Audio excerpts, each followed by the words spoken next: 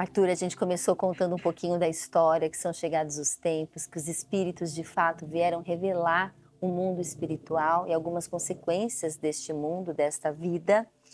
E a partir desses fatos, destes fenômenos, né, que foram revelados, surgiu a figura de Allan Kardec.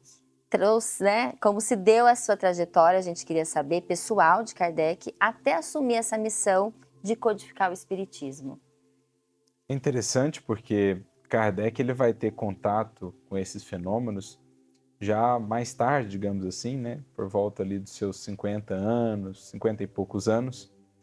Até então, ele era um educador, um pedagogo reconhecido, havia já produzido algumas obras, uma delas, a primeira com 24 anos, ele produz uma obra já com sugestões de melhoria para a educação na França. Então, um homem na sua área de atuação até reconhecido no seu tempo, muito dedicado, um homem conhecido pela sua seriedade, pela sua capacidade racional, pedagógica, alguém que também havia estudado com um dos principais expoentes da pedagogia ou do processo renovador da educação naquele século, que foi Pestalozzi.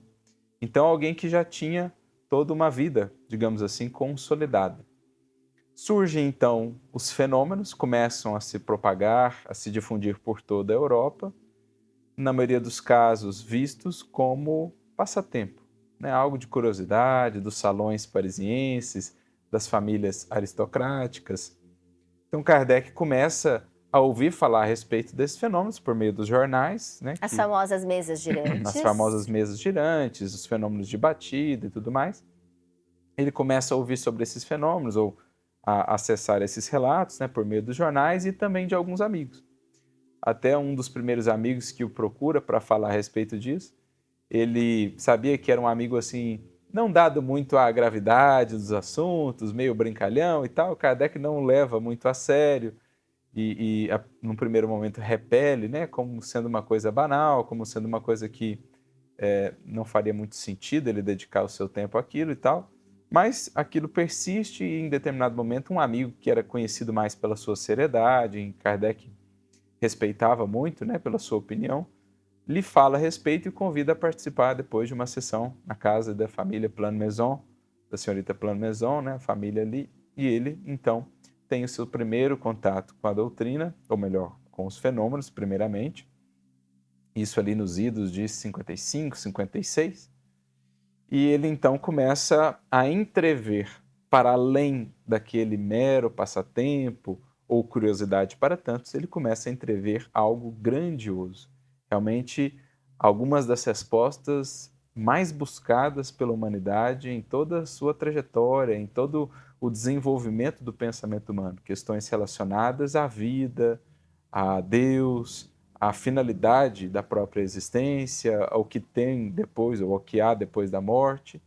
Então, a partir disso, ele pega ali o fio do novelo e começa o seu processo investigativo. E durante isso, ele acaba adotando esse nome, Allan Kardec, na verdade um pseudônimo, com base num relato de um espírito que disse que ele havia tido esse nome numa existência pregressa ali na região da Bretanha, região onde os druidas, os celtas, habitavam, ali mesmo na França, né, nas Gálias lugdunenses. E ele então adota esse pseudônimo até para fazer uma diferenciação dessa nova etapa da sua vida e da sua obra em relação à etapa anterior. Então, Hippolyte Léon Denisard Rivail, o grande pedagogo, educador, claro que isso estaria presente também na obra espírita, a gente vê pelo seu escrito, pela sua maneira de abordar os temas, mas ele faz ali um divisor de águas, né, um marco. Olha, daqui para frente, Allan Kardec, uma nova obra, uma obra realmente com uma nova proposta, também educativa, mas muito mais ampla do que a gente tinha até então.